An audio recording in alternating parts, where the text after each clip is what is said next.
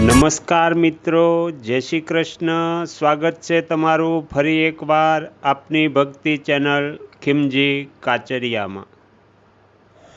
આજના વિડીયોમાં આપણે સ્કંદ પુરાણ સાંભળવાનું છે.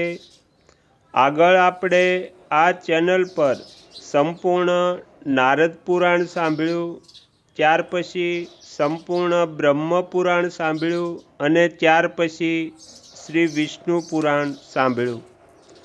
તો આ 3 પુરાણના પાઠ આપણે આ ચેનલ પરથી સાંભળ્યા. આજે આપણે 4થું પુરાણ સ્કંદ પુરાણ શરૂ કરવા જઈ રહ્યા છીએ. તો પ્રથમ આપણે પુરાણોનું મહાત્મય સાંભળીશું. ઓમ નમો ભગવતે વાસુદેવાય. ભારતીય સંસ્કૃતિનો મૂળ આધાર રૂપે વેદો પછી પુરાણોનું સ્થાન છે.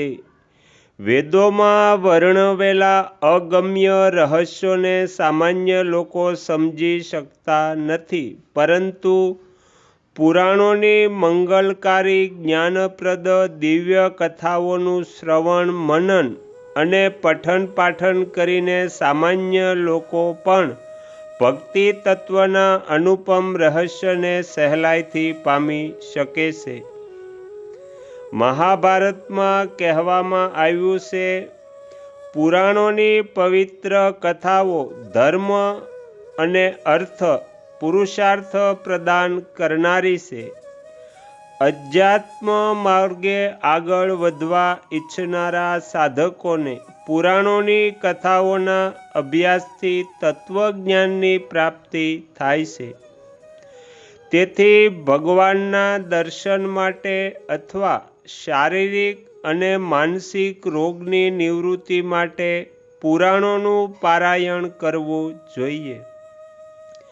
ઇતિહાસ અને પુરાણરૂપી 5મા વેદને સમર્થ સર્વજ્ઞ બ્રહ્માજીએ પોતાના બધા મુખોથી પ્રગટ કર્યો. એ જ દ્રષ્ટિથી કહેવામાં આવ્યું છે કે એમનો વિસ્તાર 100 કરોડ શ્લોકોનો હોવાનું મનાય છે. સમયના પરિવર્તનથી જ્યારે મનુષ્યનું આયુષ્ય ટૂંકું થઈ જાય છે અને આટલા મોટા પુરાણોનું શ્રવણ મનન મનુષ્યના માટે અસંભવ થઈ જાય છે, ત્યારે તેમને સમક્ષ કરવા માટે ભગવાન સ્વયં વ્યાસ રૂપે અવતરિત થઈને એમને 18 ભાગોમાં વહેંચીને 4 લાખ શ્લોકોમાં સીમિત કરી દે છે. પુરાણોનું આ સંક્ષિપ્ત સંસ્કરણ જ અહીં ઉપલબ્ધ છે.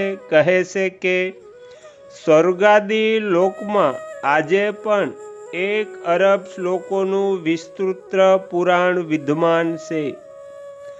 આ પ્રમાણે ભગવાન વ્યાસ પણ પુરાણોના રચયિતા નથી, બલકે સંક્ષેપક યા સંગ્રાહક જ સિદ્ધ થાય છે.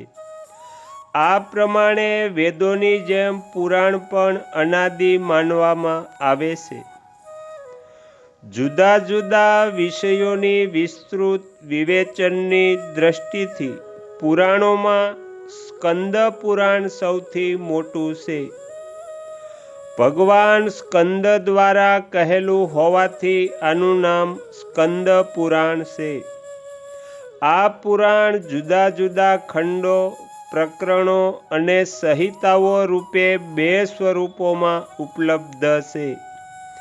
બંને ભાગોમાં 81 હજાર શ્લોકો છે.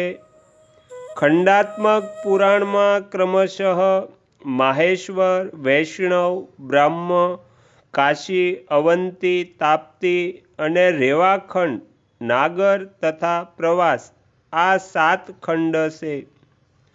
સંહિતાત્મક સ્કંદ પુરાણમાં સનતકુમાર, શંકર, બૈમ્ય, સૌર, વૈષ્ણવ અને સૂત સહસંહિતાઓ છે. આમાં બદ્રિકાશ્રમ, અયોધ્યા, જગન્નાથપુરી, રામેશ્વર, કન્યાકુમારી, પ્રભાસ, દ્વારકા, કાશી, કાંચી વગેરે તીર્થનો મહિમા, ગંગા, યમુના, નર્મદા, સરસ્વતી વગેરે નદીઓના ઉદ્ગમનની મનોરંજક કથાઓ, રામાયણ, ભાગવત વગેરે ગ્રંથોનું મહાત્મય, જુદા જુદા મહિનાઓના વ્રત પર્વનું મહાત્મય તથા શિવરાત્રિ, સત્યનારાયણ વગેરે વ્રતકથાઓ બહુ જ રોચક શૈલીમાં પ્રસ્તુત કરવામાં આવે છે. અદ્ભુત કથાઓના માધ્યમથી ભૌગોલિક જ્ઞાન તથા પ્રાચીન ઇતિહાસની સુંદર અભિવ્યક્તિ આ પુરાણની એક આગમી વિશેષતા છે. આજે પણ આ પુરાણોમાં વર્ણવેલા વિભિન્ન વ્રત તહેવારોની ઝાંખી ભારતમાં ઘેરે ઘેરે જોવા મળે છે. તો અહીંયા સ્કંદ પુરાણનો પ્રથમ ભાગ આપણે સમાપ્ત કરીશું. હવે પછીના વિડીયોમાં આપણે બીજો ભાગ સાંભળીશું. તમે તમારો કિંમતી સમય આપી એકાગ્ર ચિત્તે પ્રસન્નતાપૂર્વક સ્કંદ પુરાણ સાંભળ્યું એ બદલ હું આપ સૌનો ખૂબ ખૂબ આભાર વ્યક્ત કરું છું અને આશા પણ રાખું છું કે તમને સાંભળવું ગમ્યું હશે.